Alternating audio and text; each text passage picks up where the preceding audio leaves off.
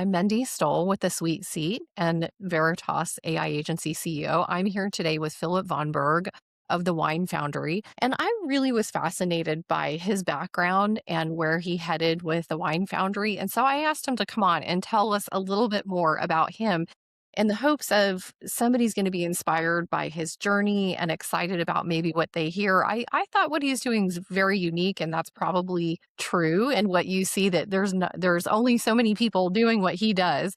So, Philip, would you tell us a little bit about your background and how you ended up coming to the Wine Foundry? And then I'd love to talk about what you do. Okay. I will give it a shot. It was not a direct line. I started out as a restructuring professional, flying all over the country, working on companies that were issues and profitability issues, and decided to look for a project kind of closer to mine. And they say, if you want to make a small fortune in the wine business, start with a large one. And so I kind of also wanted to take up the challenge and try to prove that maxim wrong. We found a really unique business that had kind of they started out great. They started in 2004 called Crush Pad, spending a lot of money developing kind of technology that today is available off the shelf for the wine business. But they had a really terrific business model where they allowed their clients to sort of from European descent. I was first generation American and on both sides of the family. So when I came across this opportunity, I kind of said, well, here's a chance to kind of not only make it possible for me and my family, but also really to kind of make it possible for other people. And so that's what we do. Technology, all the expertise, and we source grapes from kind of the best vineyards around Napa, Sonoma, and then the rest of California. So experience there's just so much to the experience and learning, and that's what our clients like to do. They're less interested in buying a big satisfaction. I think your background is so interesting when you were talking about being first generation, and then I want to move it forward. But how did that inform you in business as a first generation American? How did that inform maybe the way you moved in the world or the way you approached business? And I like something you said, which was, I wanted to prove that maxim wrong. And I can see that throughout your career, the way, because restructuring companies it's a serious job. So Yeah. I want to understand you a bit more. How did being first generation inform the way you approach business, and kind of what drew you to your life before the Wine Foundry? Yeah. So in the restructuring world, we say you have to be an optimist. Mm, So that's kind of my approach to business is to really kind of understand the issues facing the business, but always be optimistic that there's a solution.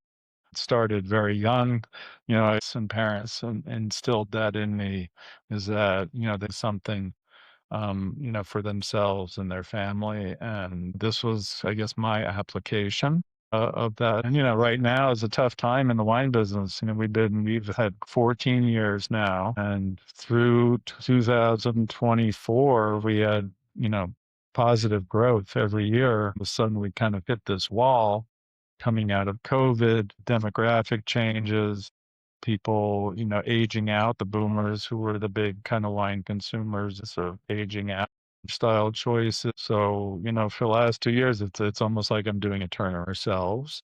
It's a little frustrating to think that you put all this work in and now we have to go through it again, cyclical. And so we're very excited about kind of the projects we're tackling on, but well, you're really well equipped to, if anybody can do it, it's going to be you. You have the background. So, that's business is cyclical. It comes and goes, and it's not, it's not a matter of if you're going to have a cycle, it's when.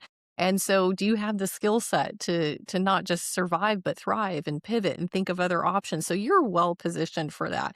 And it's so interesting to me what you guys do at the Wine Foundry, because when we were talking, I said, "Well, who's your competitors? This is so unique." And you said, "Well, we don't really have many." And really, I think for people to understand, this is something where I could call you and say, "Philip, I'm really passionate. I want to make my own wine." And I think you said your minimum was a barrel, but of course, I could do much more if I wanted. So I could essentially become a winemaker if I want. With I don't have to own the vineyard. I don't have to have the wine expert. You have all of that. And you said something very unique to me. I asked you, "Well, your winemaker, who is this person?" And you said, "We have a really amazing winemaker. They've won awards and they're quite accomplished."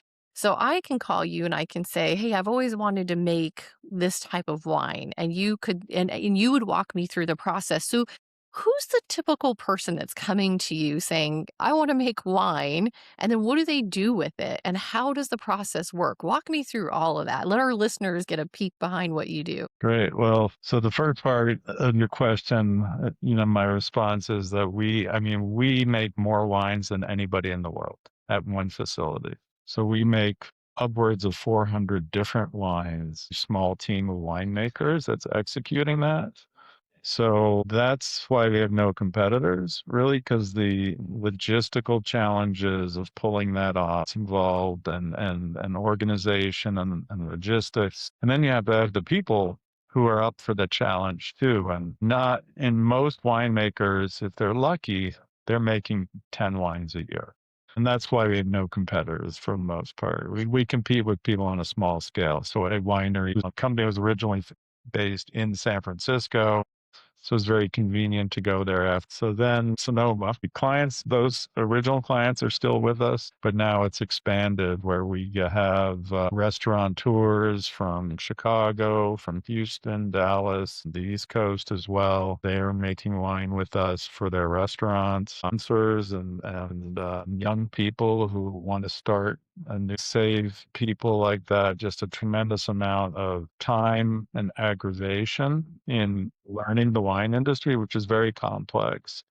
Um, I try to explain to people that what's going on in cannabis now is like what happened at the end of Prohibition, where state by state they would open up to selling alcohol. And so as a consequence, there's no federal or there is federal regulation, but the state built their own system. And so when I sell out of state, my extra licensing, extra compliance, it's a nightmare really for most people. And for people who just want to have fun and do it as a hobby, we kind of take all that on ourselves and licensing program where we're the in charge of all the transactions, but they're the owner in the market. So that's something that just nobody's really been able to replicate on the scale. That's what we offer people. We can special occasion. You want to do something, explore a wine, fair amount of product development. So we're try to pride ourselves on really being able to help the entrepreneur and the person just interested in exploring wine. I know you also said you had companies that would make wine and give them as gifts, which I think is such a great idea. So you also had companies, and sometimes we were talking about maybe it was an athlete or a celebrity or somebody who wanted to build a brand. And it's so smart. Your opening comment about the way to want to have a small winery is to start with a lot of capital, and this allows somebody who's maybe just an enthusiast who says, I've always loved wine." They can call you. You guys have access to all the best grapes. You have a wonderful winemaker. You have a facility there, and you can really lock arms with them and move through the process. So if I called you and I said, "Okay, I'm just wanting to make wine. I want to give it to all of my friends." And a barrel is, I think, about 24 cases, if I recall correctly. And what would that process look like? And I was actually, you had told me the cost, and I thought that was pretty reasonable for the amount of wine that somebody would be getting and creating. But do I get introduced to the winemaker? How long does it take? Do I get a label? And I know you said you were creating a new way to create a label. How does that all look? So, the first thing is no matter where you are in your journey, we're going to help you get to a finished product. So we have people who call us and say, "Hey, I want to make a barrel of wine this summer for an event in September or October." And so for them, the process would be accelerated. But our normal process is like we're coming up on the 26th harvest this year. And so harvesting in the fall, we invite our clients to come to harvest. We have crush camps where we kind of introduce them to winemaking, the beginning of the process and winemaking, or they can just kind of moving around in synchronized fashion. And then, once the grapes are harvested, they go and they start some barrels are stainless steel and some are French oak. And then depending on between 7 months, say, and 25 months. So, there's time to kind of, the wine is going to be their children. So you watch them grow up in front of you. And, some children grow up quickly and some are kind of slow and they go through their awkward stages. And so if you're really into it and you came every month, he's tasting everybody's wine every month. Do I get a report or a phone call from him every month, or only if I So ask, or well, it's not everybody wants it, so we kind of do it. Ask, say, please send me a sample of my wine, and we'll send samples to them and say, hey, do you think we should make any changes? But really, when you sign up for a contract or a barrel, let's say, you have an initial meeting with the winemaker. He wants to understand your goals. Sometimes, some people are new to it, don't really know how to articulate that. So we'll say, well, what kind of wines do you like? And they'll give us commercial examples of wines they like to drink. And from that, our guys they're just really good at this. They can kind of reverse engineer kind of the palate that the person has. And they know what steps to take, at least initially, to kind of get the wine. And then when the person shows up and actually tastes the wine later on, then they really kind of start tweaking and dial to get it to where they are. And ultimately, every client, we want them in the winery before bottling to sit down with the winemaker. We call it a blending session. They spend 2 to 3 hours, and it's really like trial and error. Ask them, how would you like this wine to taste better? They taste the base wine and they say, it needs a little more length or fruity. So different characteristics, and depending on what feedback they give, he will provide some kind of a blending component to fill that. As long as you kind of have a path to go down, it will only take 2 or 3 hours. Did buy the business originally, my expectation is that I would sell it. I'd fix it and sell it right away. You see people leave their blending session with these beaming smiles on their face, and it's kind of addictive. and and so here we are, 12 years later. and what has been your most unique or fun or unusual request? Well, there've been a few. We get some very off the wall requests. Most fun for me personally was when just to make a mustard wine. A firm out of New York City said they'd talked to every winery in Napa and everybody else said no. And I said, all right, well, I will give it a try. I did my best to talk them out of making wine with mustard in it. I said, that's a very bad idea. No good can really come out of that, but insistent on at least trying. And so I kind of did some research and sourced all sorts of mustard extracts and sessions. A little too little, just the right amount, and a little too much. And we sent them samples. And I said, this is really not a good idea still. Kind of the mustard is very strong flavor. And so I said, my recommendation is to figure out a way to just visually connect it with mustard. And so we would put in mustard seeds was my proposal to them. So they eventually agreed with me after, trial and error. We have lots of people that call us and say, oh, I want some raspberries to my wine. I did it before. And it says, yeah, but you're not tasting that. It's not actually a flavor. There are wines that add actual flavors, but all our wines are naturally made. Source the fruit from, or what kind of barrels we use, you will get different flavors in your wine. More of a purist. Yeah, yeah, we are. And my winemaking team are very snobby. Well, that's kind of what you want in winemaking. I mean, I think it's an art, and it's wonderful that people adhere to, a standard in it. And I'm sure you can have great fun doing a lot of things. I love the mustard story because it's very much that here comes the challenge. I advise against it, but let me try it. And so it's interesting that it got solved though with the mustard seeds in. That was a pretty smart compromise on their part and sounds like it worked out well. And you were telling me about, and I don't know if you want to share this now or not, but you were telling me about unique labeling coming. I was asking you what's next. Right, right. So we're very excited. We've kind of invested in a piece of equipment that is really new to the wine industry. Actually introduced to me about 6 years ago, and these guys, these rocket scientists, they're literally rocket scientists who lost their jobs in Huntsville, Alabama, when NASA moved this machine that would decorate cylindrical objects. So they brought a baseball bat to me, an aluminum baseball bat that they had decorated. And they said, "We can do this with bottles." And I said, "All right, that's pretty cool. How much does it cost?" And it was a very expensive machine. And I was like, "Yeah, I could see how it could save you time and expense over time if you built a business for this thing." But their design didn't seem like a good fit with the wine business, which there is this element of snottiness to wine, unfortunately, and there's certain people who want things a certain way, and I said, "Yeah, this isn't gonna work." But they came back to me now 6 years later, and given the headwinds that we're facing in the industry, and what we're trying to do is really move to making wine more about the experience. So I figured out there's a way to connect using this machine. We can actually connect the wine with an experience, and so we started exploring, um, doing adding maps.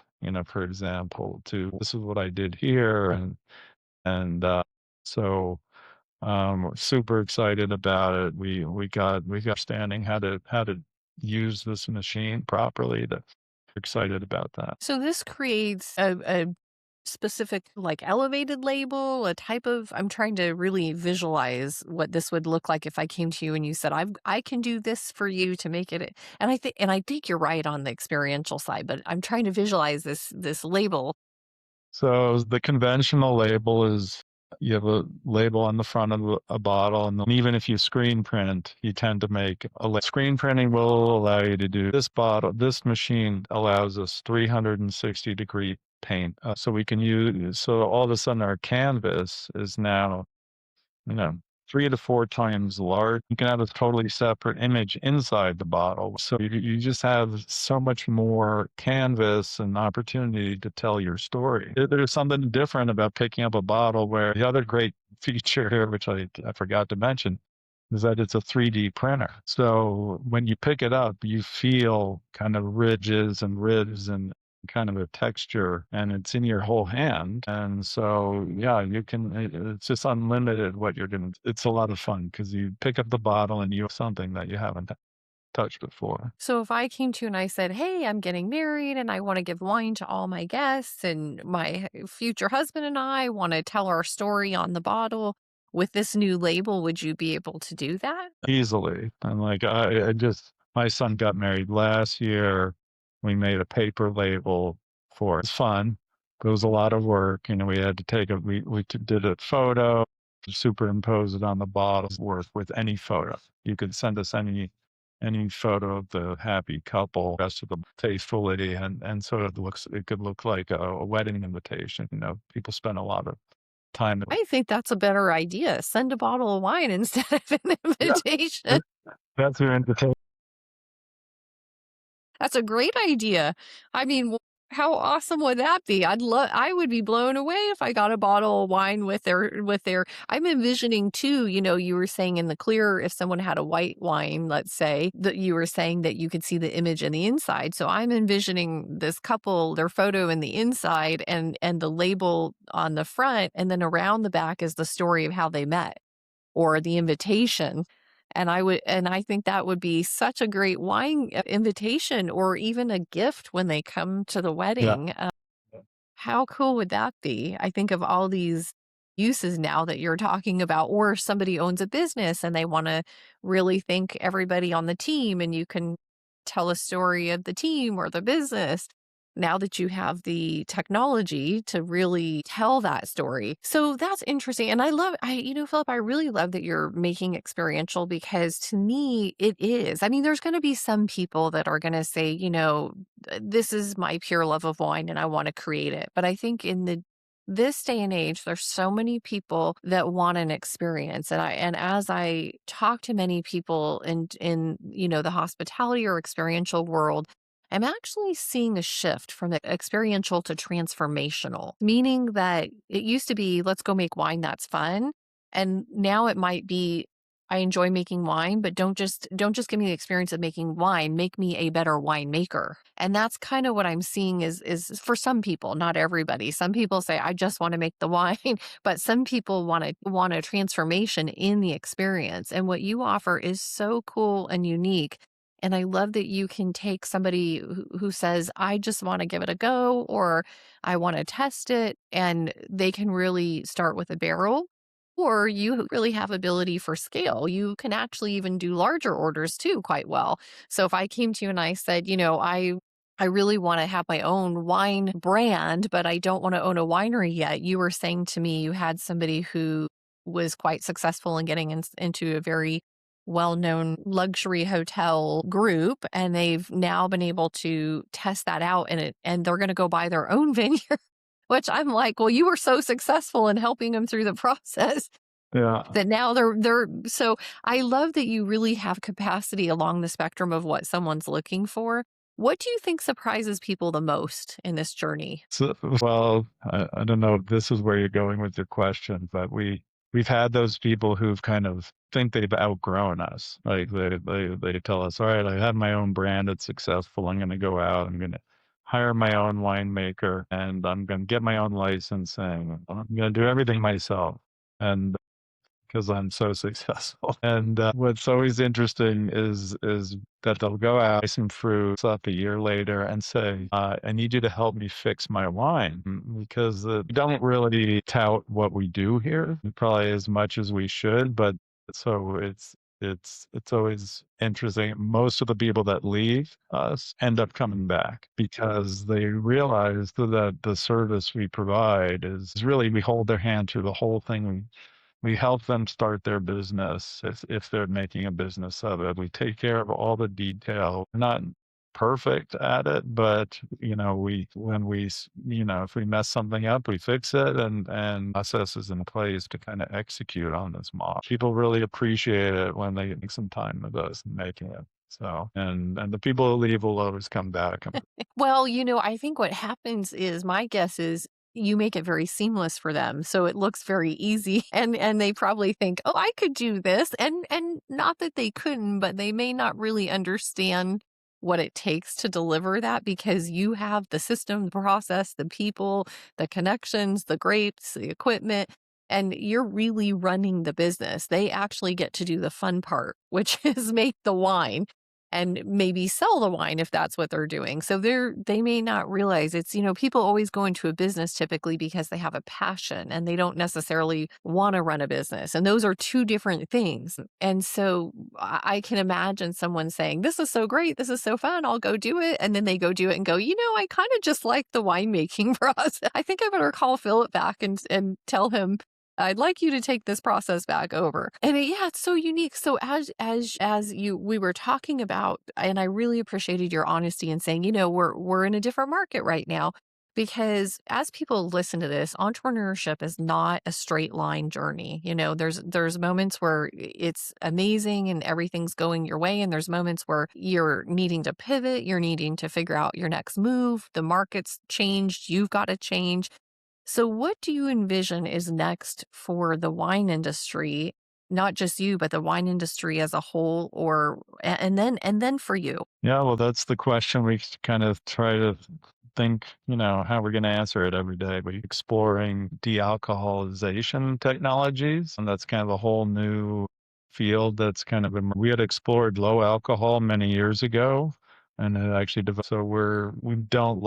like the mustard people are. That's our goal. And so it's the same thing for de-alc. Like if we're going to do it, so we've been working at it. I think we have a solution. It's better than everything that's out on the market. State licensing, and it's just so much paperwork, and I hope that it's not just a quick fad, because we're doing so much work to kind of make this happen, that if it was to disappear next year, then it would have been kind of wasted. I tend to think it is. There's a little fatty element. I think that's so cool, and I do think you might have been ahead a little bit because I think where things are today, if someone's in a restaurant or, they're looking to consume from, socially, that's a really good option, especially if it tastes wonderful.